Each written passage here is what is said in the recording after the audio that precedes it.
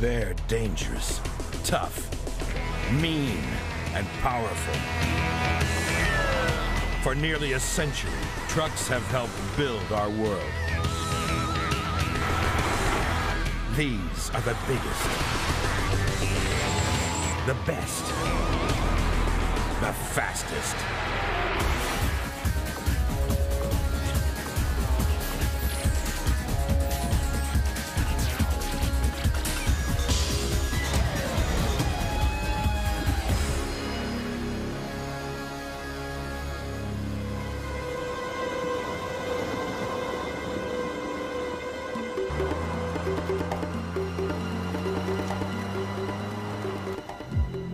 If being tailgated by a 40-ton semi on the interstate is your worst nightmare, then imagine this. This is the largest truck on Earth.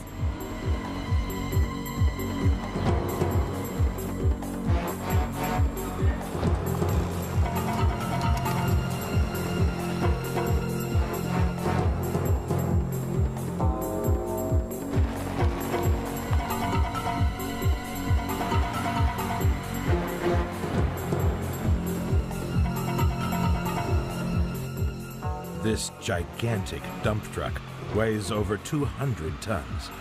It's used to haul 320 tons of rock in open-cast mining.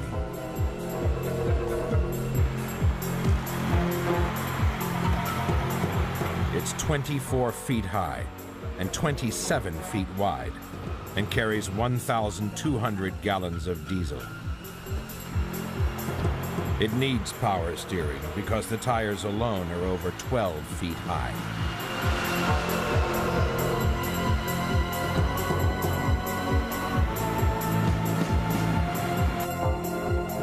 There are 25 of these trucks around the world.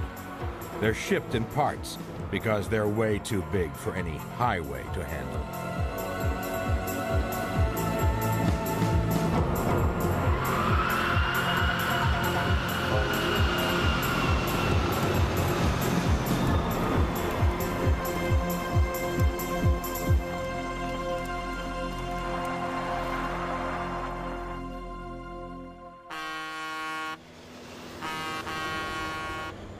Since the Second World War, over 50 million trucks have been built in the United States alone.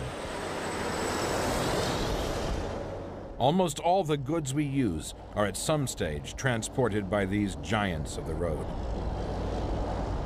Many other trucks work off-highway, each designed for a specific job. They cope with the toughest conditions and the most inhospitable environments.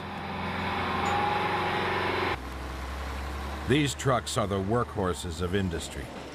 They're built to be tough, and they're built to last. But there are people who use trucks for something entirely different.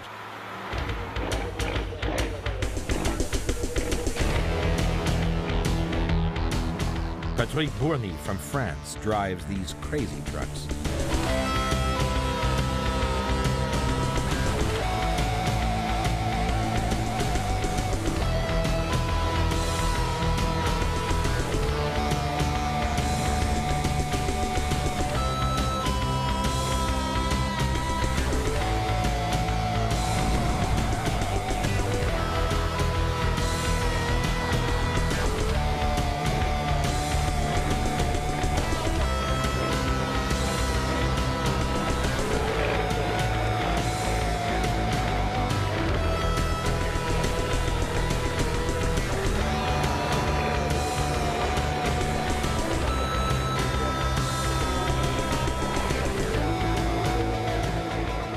Steve Murty from Britain specializes in a different kind of truck madness.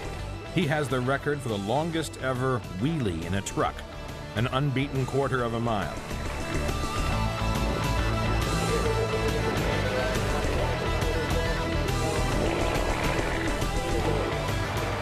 But it's tough to beat your own record.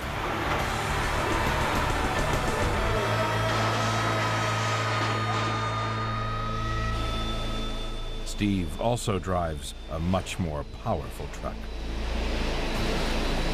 This one has a 24,000 horsepower jet engine.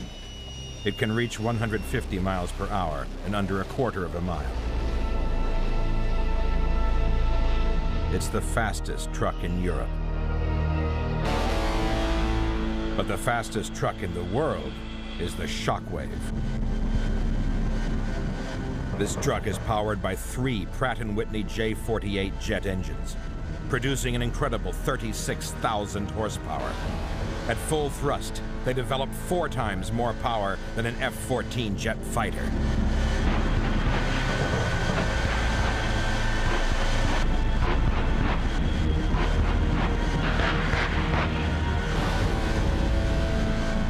Kent Shockley and his father built the truck from the ground up. Any other truck would simply disintegrate under the pressure. Basically, everything's custom built, hand built.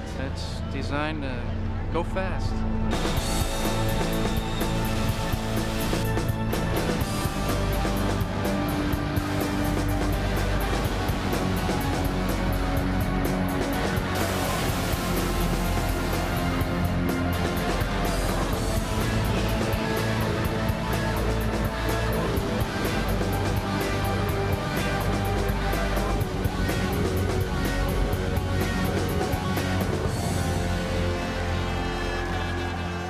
We run this thing 300 miles an hour about 5 times a week, and we've been doing this for 14 years, and I don't think there's another vehicle out there that can do that, has done that, and will ever do that. Shockwave has been engineered to overcome its poor aerodynamics with sheer brute force. It's 300 times more powerful than the average family car. The jet engines burn diesel because it's less volatile than jet fuel. The truck burns 400 gallons every mile. Perfect tires are critical. These tires are first x-rayed for imperfections and then shaved to 1/8 of an inch thick. We should take about 80 pounds of rubber off the tire because at 300 miles an hour the tire's spinning 2,200 RPMs, so we want to take as much weight off the outside of the tire as possible. We don't want to pop a tire at 300 miles an hour. Kent prepares himself for his second run of the day.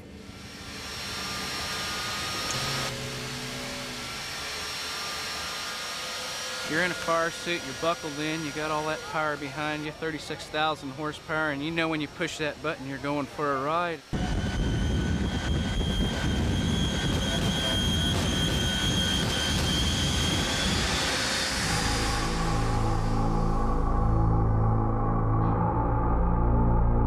It feels fast is the only way I can describe it.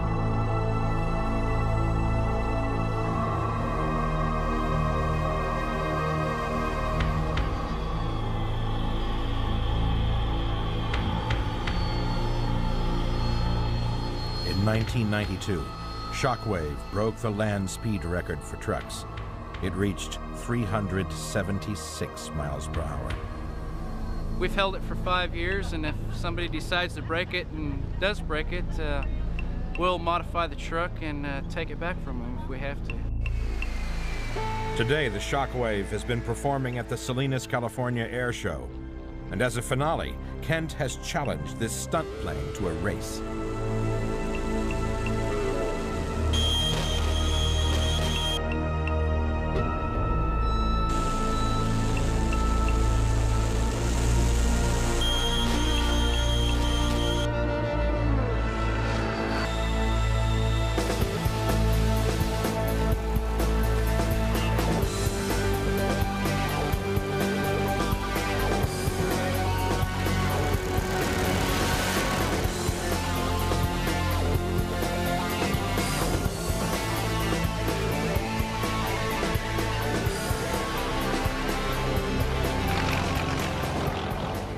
When I put her to bed, which is in the black trailer here, I don't quite give her a kiss, but I give her a little love tap and tell her I'll see you tomorrow.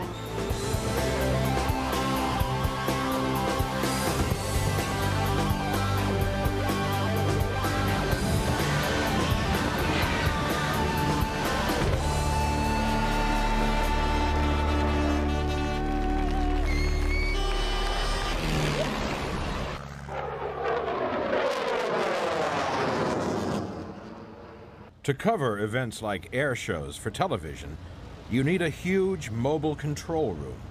This is the Darth Vader, the most expensive truck and trailer in the world. It's worth $7 million. The 53-foot trailer expands to provide seating for up to 30 technicians who control the latest state-of-the-art digital television equipment. Ready, one, take one.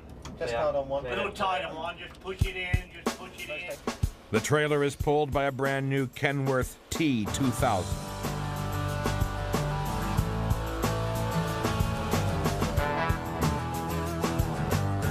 The whole rig has to have a special permit.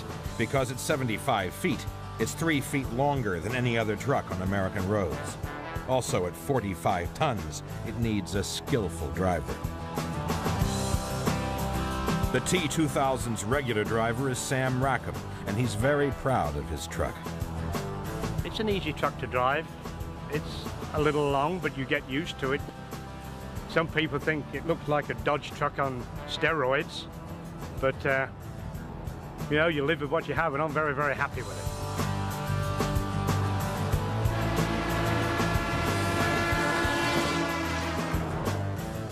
The aerodynamic styling is designed to increase fuel efficiency, and the 12-liter engine is computer-controlled.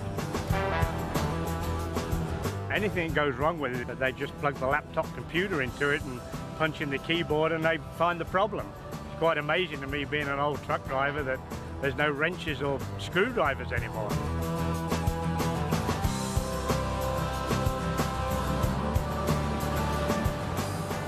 This piece of equipment going down the road draws a lot of attention. Everybody wants to know what it is.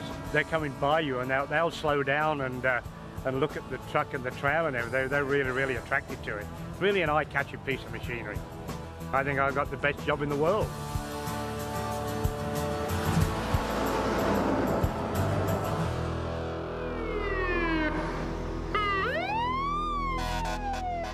The New York Fire Department relies on two different kinds of trucks.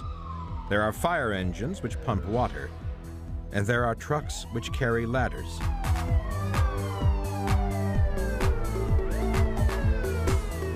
Ladder 5, based in Greenwich Village, Manhattan, is one of the most extreme. It's called a tiller truck. The reason we have a tiller truck in the village is because they have very narrow streets. Despite its size, the truck is the most maneuverable truck we have. It's 54 feet long, but it can make hairpin turns. It can go in and out of traffic. The back can swing out, so instead of clipping, you know, like a hydrant or a parked car, we can swing it out either to the right or left, and it gives us clearance. The tiller man at the back of the truck steers the rear wheels, making sure that they follow the same line as the front of the truck.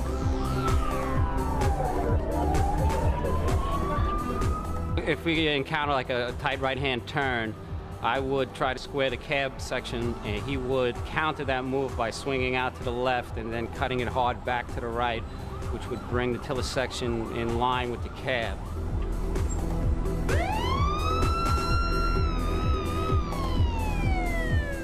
Ladder 5 carries a 100-foot ladder.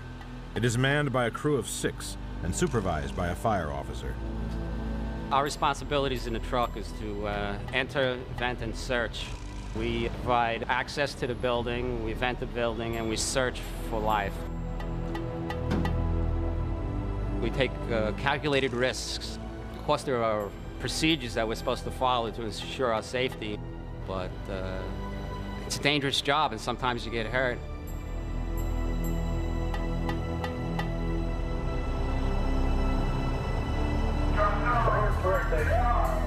The Ladder 5 crew pride themselves in maintaining a response time of less than 4 minutes to any emergency. To do this, they have to move fast, and that's where the tiller truck excels. The truck makes things seem a lot easier because it's a marvelous machine, actually. It just makes our job a lot more efficient. For this area, there's no substitute.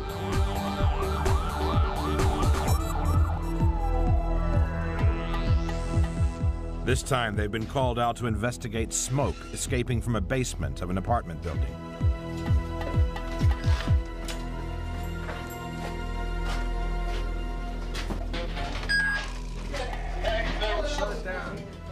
The smoke is coming from an oil-fueled boiler, which has caught fire.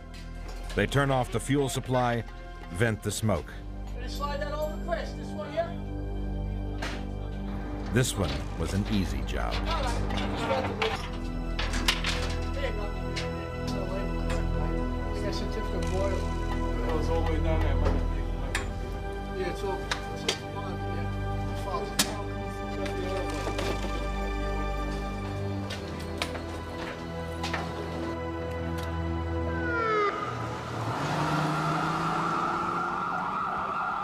Back in the truck, and there's another call.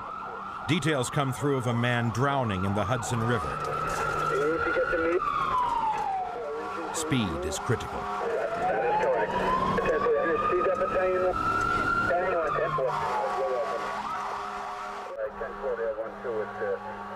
Traffic sometimes is a problem. Sometimes they don't see this big truck. That horns blaring, lights flashing. And sometimes the motorists, they don't yield. They claim they don't see you. So you just got to be careful out there and have your wits about you.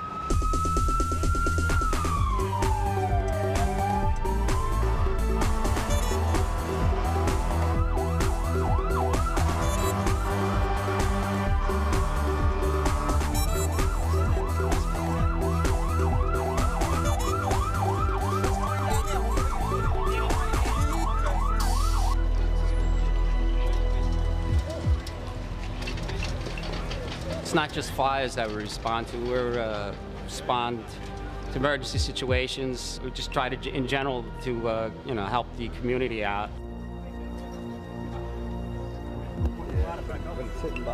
What? This is just hitting the bottom. You guys all right? Yeah, good. Watch your back, ladder coming down. The man is alive and is taken to the hospital. Ladder 5 covers only a square mile, but the tiller truck is called out on average 10 times a day.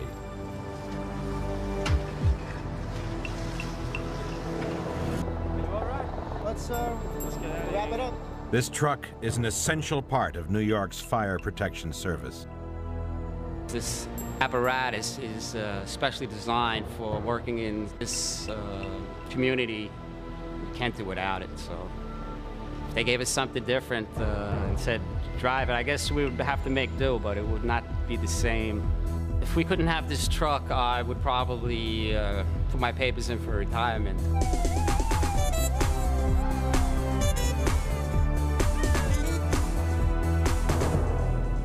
One of the biggest challenges for a fire truck is an airplane in flames. Chicago O'Hare is one of the busiest airports in the world. A plane is on the move here every 30 seconds. And if there's an emergency, it could be anywhere in an area of 12 square miles. The airport fire rescue team is required by law to reach the scene in under 3 minutes. But that's no problem with these specialized crash trucks, which can travel at up to 80 miles per hour. They bring water and foam to a stricken aircraft in seconds. Each truck carries over 3,000 gallons of water and 420 gallons of foam.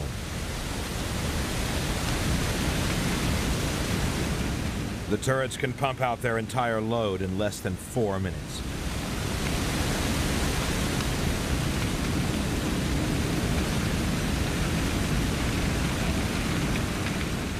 Basically, the job of that apparatus is to knock down as much fire as quickly as it can. Our main objective, amongst all other things that are happening, is to make sure that anybody that's on that aircraft can escape and not burn up when they get out. They're going to try, first of all, to cut a path to the doors of the aircraft to cover the people that are trying to get out.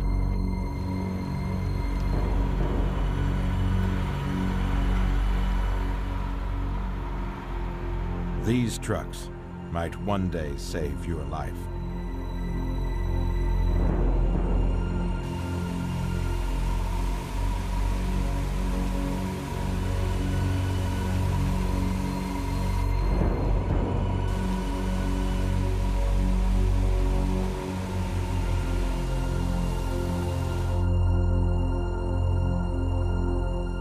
Without all this equipment coming with all of the water and all of the foam that they carry, without that, we might as well not be here. That's the most important thing on this airport.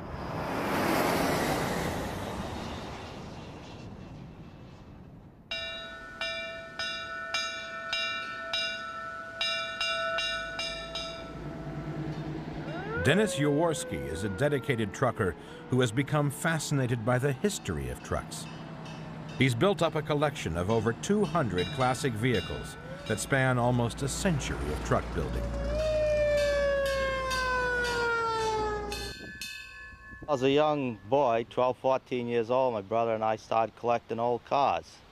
Then in the early 60s, we realized no one was doing anything about the old trucks, so we started a collection of old trucks. Dennis's family has been in the trucking business for over 2 generations. Oh, my mom and dad basically started the business in 1930. My dad would be out doing political stuff, and he would leave the dump truck back home in the gravel bank, and my mother would be loading it by hand. She probably put more loads into that truck than my dad did.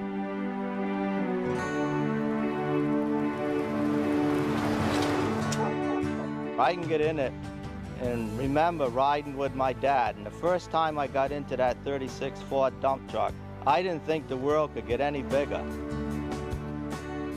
Since then, Dennis has spent most of his time restoring trucks and rescuing them from a rusty grave.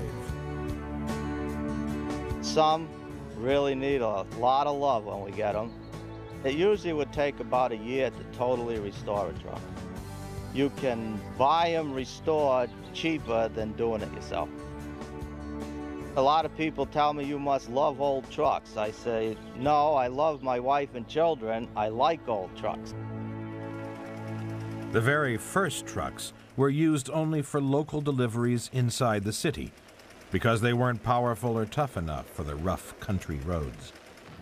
The first truck was built by the Daimler Company in Germany in 1896. A few years later, the American truck building industry was established.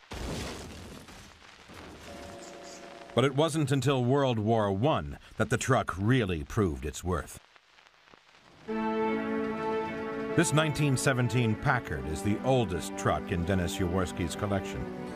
It has the original solid rubber tires. Inflatable pneumatic tires, which gave a much more comfortable ride, weren't invented until 1 year later.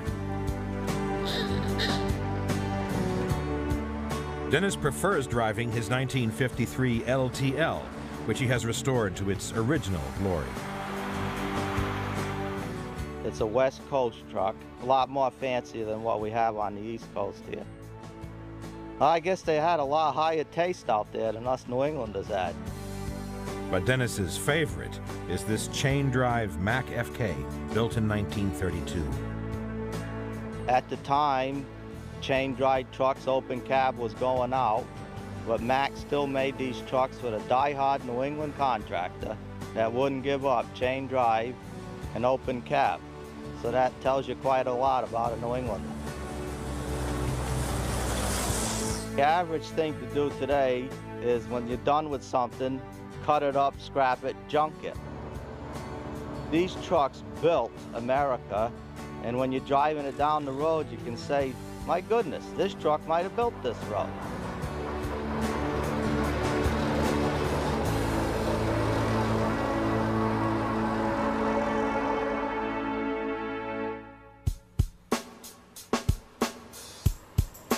All truckers expect their machines to give them years of unfailing service. Mack trucks have built themselves a reputation of solid reliability. Durability is very important. Trucks see a wide range of applications. We haul 80,000 pounds, and some applications 90, 200 to 300,000 pounds. There's many trucks that have run to 1,000,000 miles hauling very heavy loads in very rough terrain before they need any major overhauls. It is important to have that durability to provide a cost-effective truck for our customers.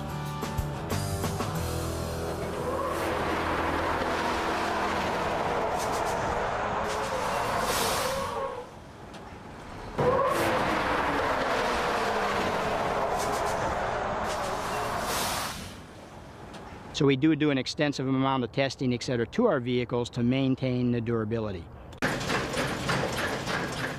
This is the chassis bump roll test, which simulates driving down a road at 10 miles per hour, hitting potholes on each alternate wheel.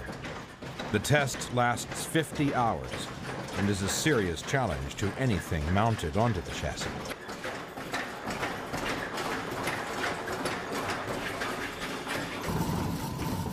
This simulator uses hydraulics to test the driver's cab. It's controlled by a computer and recreates the vibrations of average cruising speed.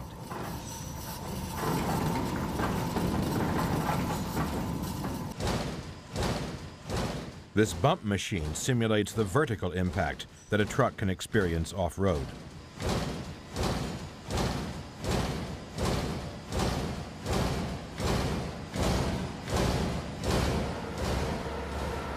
And in this controlled environmental chamber, they can take the temperature from -20 degrees to 110 degrees Fahrenheit and vary the airspeed from 0 to 60 miles per hour.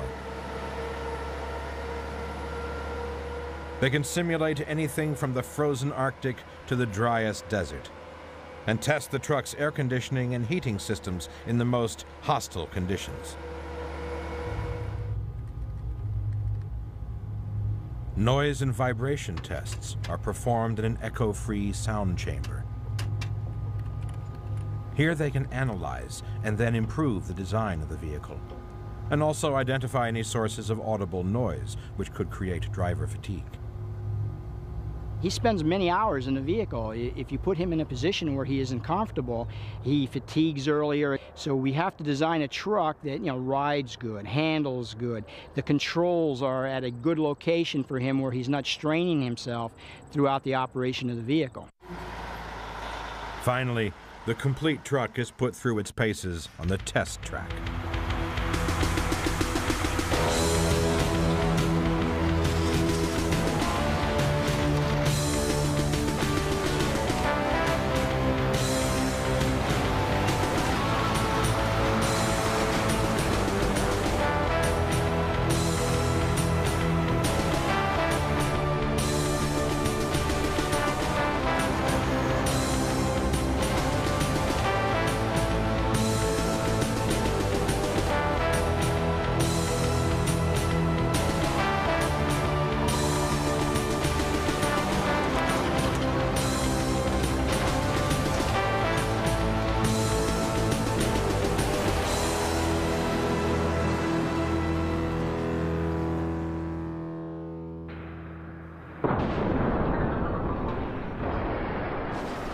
Truck manufacturers are also required to build trucks that stand up to the strictest safety standards.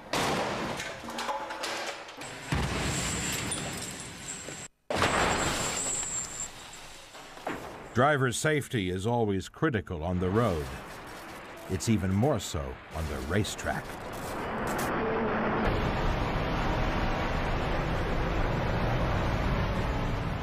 This is truck racing, a European sport that keeps its spectators on the edge of their seats.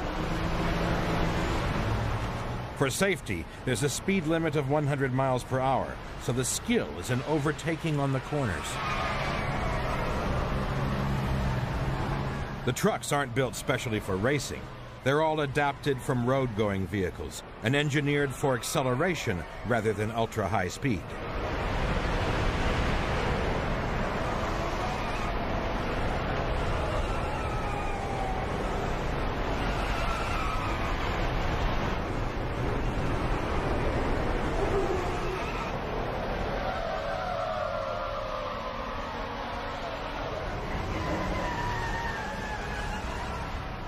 Steve Parrish has been #1 in the World Championships 5 times in the last 7 years, and he's used to the rough and tumble of the racetrack. It isn't as bad as you first think. We have special race roll bars and very stiff chassis, and it actually handles reasonably well. There's still an enormous amount of weight there, and it doesn't do exactly as you ask it, but it's much more precise than you would imagine a truck could possibly be. His truck is a top-of-the-line Mercedes that has been customized for racing. It's basically a 12-litre V6 engine, which in a road truck produces, I think, about 450 horsepower. The technicians and engineers work miracles with it and get it up to something like 1,250 horsepower, and I can tell you that is very, very impressive, not only to watch but to drive. It goes from 0 to 100 in 9.6 seconds. Keeping all that power in check means that there's a tremendous buildup of heat in the disc brakes. So water is sprayed directly onto the discs to stop them from overheating. We use something in the region of 85 litres of water during a 30-minute race, so it actually sprays a lot of water in. If the water runs out, the brakes wouldn't last more than one lap.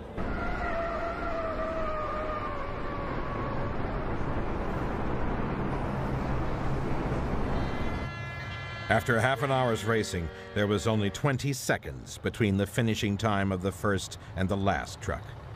In this qualifying race, Steve has come in 5th, which places him 5th in line for today's final. After each race, the truck is weighed. There's a minimum weight limit of 5 tons to prevent the trucks from being rebuilt with lighter, more expensive metals. Information from each run is downloaded onto a computer. From this, the team can analyze the engine temperature and pressure, the G-forces, the suspension, and of course, Steve's performance around the corners. The teams are given 1 hour to prepare the trucks for the final.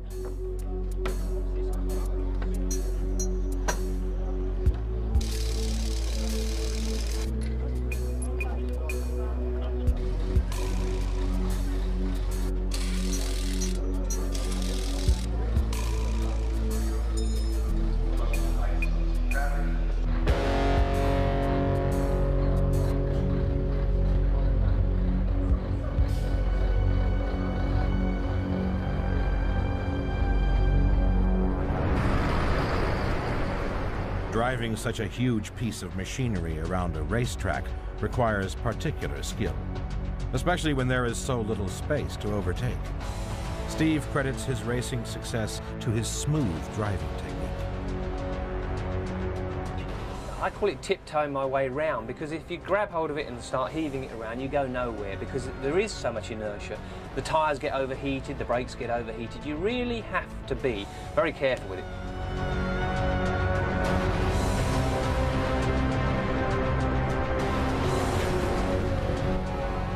Even changing gear is a specialized technique. I have a choice. I can either use the paddles, which the green one is the up arrow for upshifting and the red one's for downshifting, so that's very simple. Or if I want to, I can use the stick shifter, but it's much easier. There's no gate or anything like that. It's just forward for faster and back for lower gear.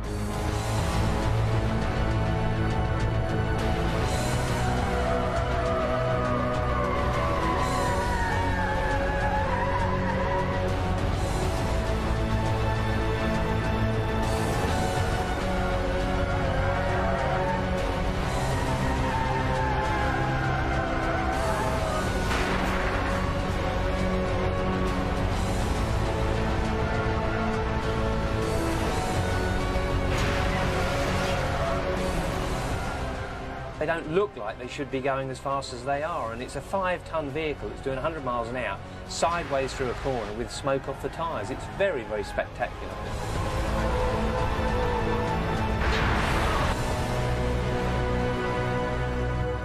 Unusually for Steve Parrish, this race has been a disaster. He suffered some serious damage to the truck and fallen back to 6th place. I'm an awfully bad loser. I just don't accept it, I really don't. But I hate to blame myself, because once the race driver starts to blame himself, he's nearly finished, he's lost his confidence, and that's very, very important to be a racing driver.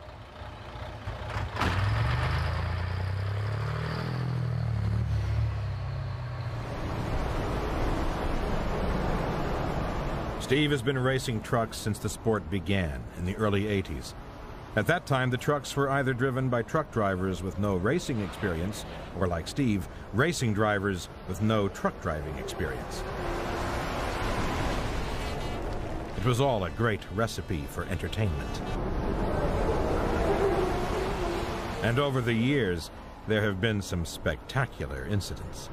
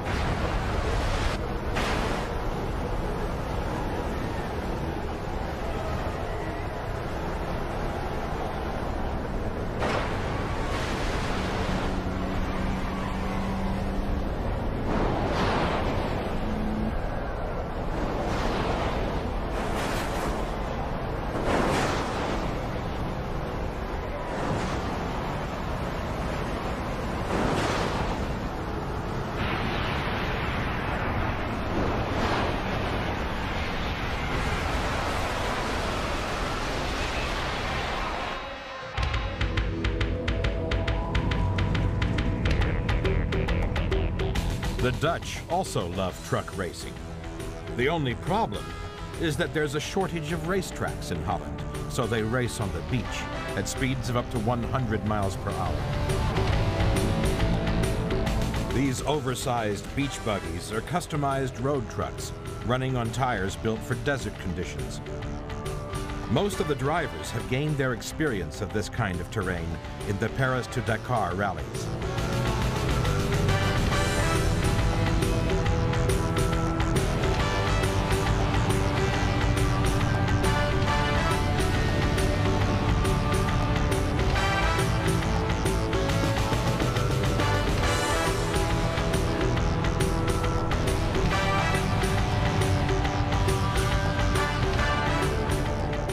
But there is one race that tests a truck like no other.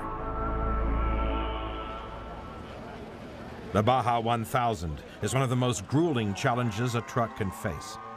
In this annual race, the contenders have just 24 hours to complete the rugged 1,000-mile course. In 1996, this truck was the largest vehicle ever to run the Baja. Wild Thing is a Class 8 off-road racing truck and was one of the fastest machines on the course. It had a custom-built suspension to withstand the harsh pounding of the terrain and ran on a 370 horsepower engine fueled by diesel, which gave the truck more power at lower speeds.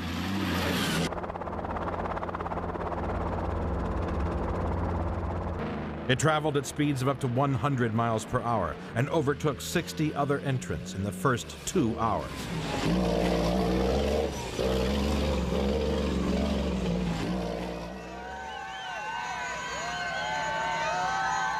But this test of endurance was a walk in the park compared to the extraordinary journey made by 4 trucks that set out from Rome in 1995. This expedition was the first ever to circumnavigate the world by truck.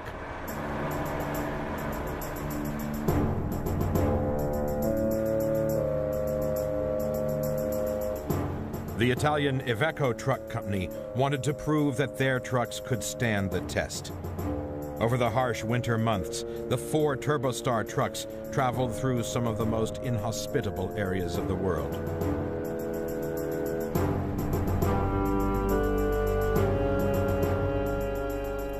The vehicles were standard road trucks, but fitted with specially designed tires and a separate heater to prevent the diesel from freezing.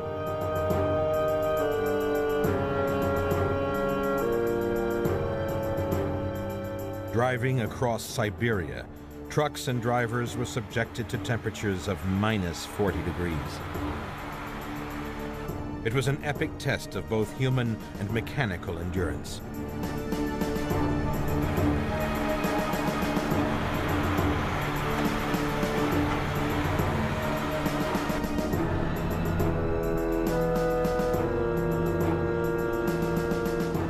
When they reached the Bering Straits, the plan was to drive the vehicles right across the ice, but an early thaw forced them to be airlifted instead.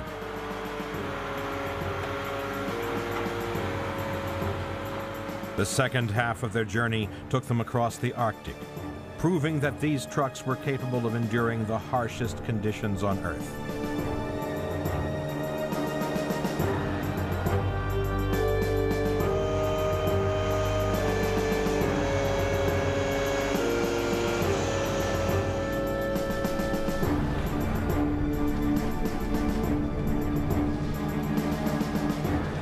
The expedition arrived in New York 4 months after they had begun their epic journey.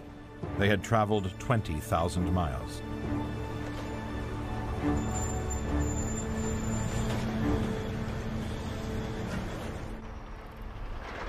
In Australia, trucks have to travel long distances across rough country on a daily basis.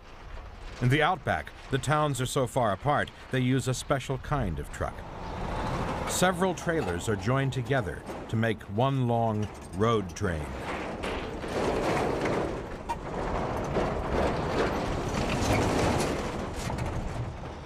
The roads across the outback are straight and empty, perfect for monster vehicles. Here there are few railroads, and only these giant trucks visit the remote mines and farms. Valuable resources are carried by road train from the center of the country to the more populated cities on the coast.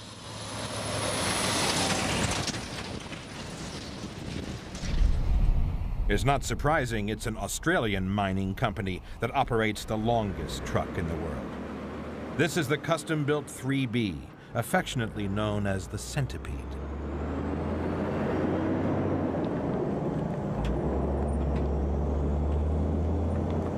It's a 205-ton, 160-foot-long rig.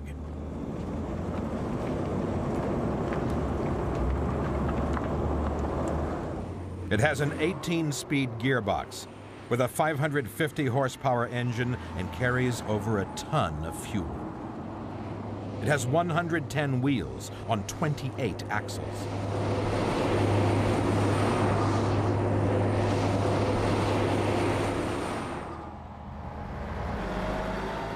The Centipede transports zinc ore from a mine in the Northern Territories to a port hundreds of miles away. It works 24 hours a day, 7 days a week. And in 1 year, it can haul 250,000 tons of ore.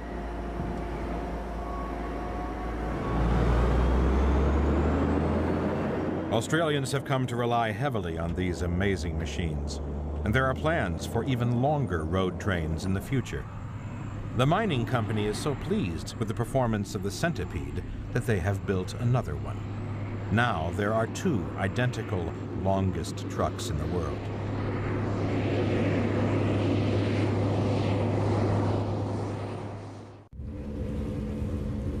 But a truck doesn't have to be long to carry large loads. This building weighs 1,790 tons and is 75 feet high. It's sitting on top of one of the most unusual trucks ever built. The Mammoth Company specializes in transporting huge loads. People come and they walk next to something that we're going to move and just say, that's impossible, can't be done, but we can usually do it. They achieve the impossible by using self-propelled modular transporters. These units can be joined together in a variety of configurations, depending on the weight and size of the load. All the wheels can turn 360 degrees, together or separately, so the transporters can drive forward or backwards, sideways, diagonally, even in a circle.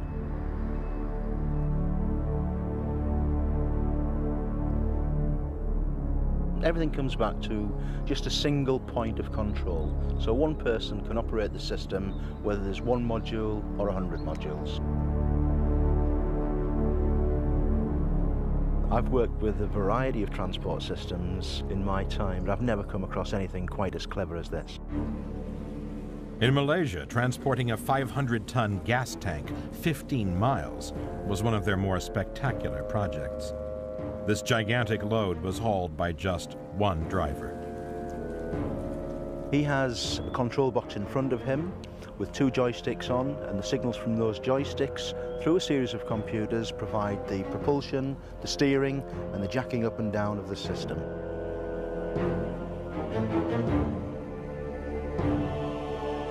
It took a whole day, but the 165-foot-long tank finally reached the port where it was loaded onto a ship.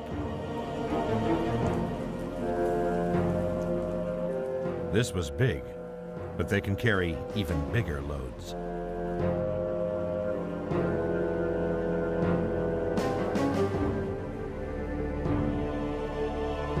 The modular concept and the way that it can be expanded really means that there isn't a limit.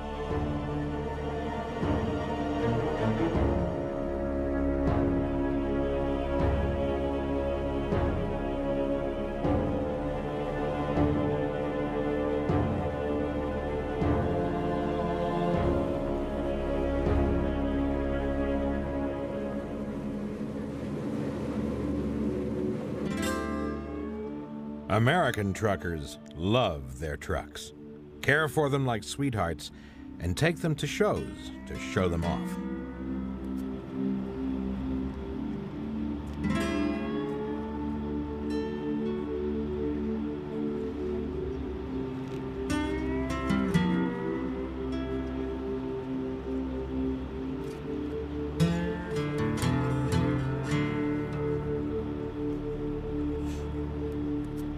One of these proud truck owners is Todd Job, who lovingly cares for his Peterbilt 379. I do this because of the fun, the people that you meet, and I want my truck to look shiny. For me, it's just the pride of owning it. If I'm not either working, sleeping, doing paperwork, I'm polishing. Pretty much just doing this as a hobby, still getting to play, but still making money, do what I want to do.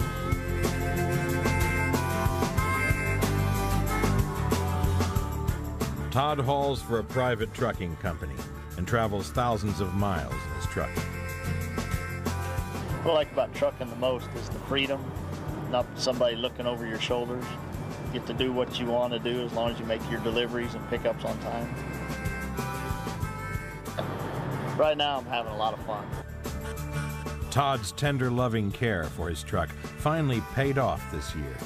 He won the biggest truck honor there is, Best of Show at the Shell Super Rig Contest. I was very excited. One of the goals I had when I started doing the truck was to get on the Shell Super Rig calendar. Trying to make a name, get my truck known. It's starting to come around.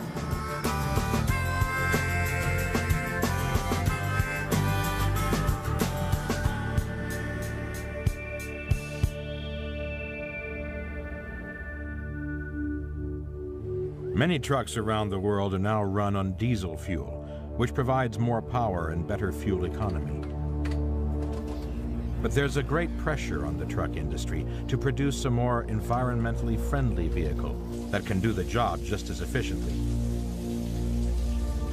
Radical solutions will have to be found because it's estimated that by the year 2000, 900 billion ton miles of freight will be moved each year by trucks in the U.S. alone.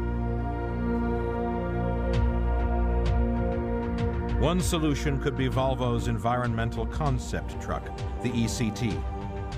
It has been specifically designed to minimize air pollution in cities.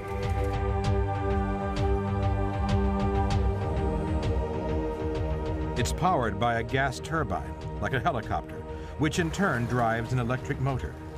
When only minimum power is required, all surplus energy is diverted to batteries for storage.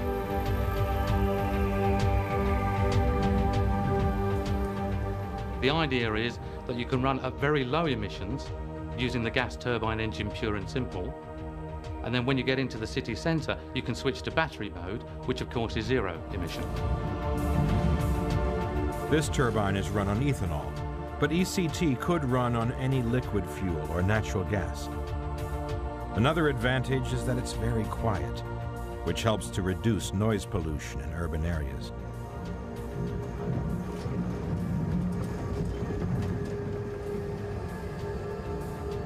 It's almost like a spacecraft because you just get the whine of the engine going through. You don't get any of the normal noise you would expect with an engine and a gearbox from today's conventional truck.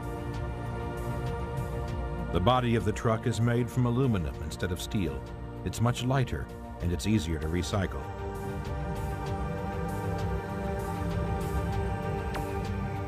The ECT also has front and rear wheel steering, which allows for easy handling.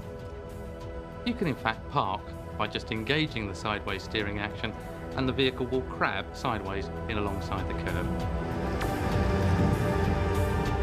The reality is that ECT may never be manufactured as a production vehicle, but many of the ideas and technologies that it explores will be incorporated in trucks in the next millennium.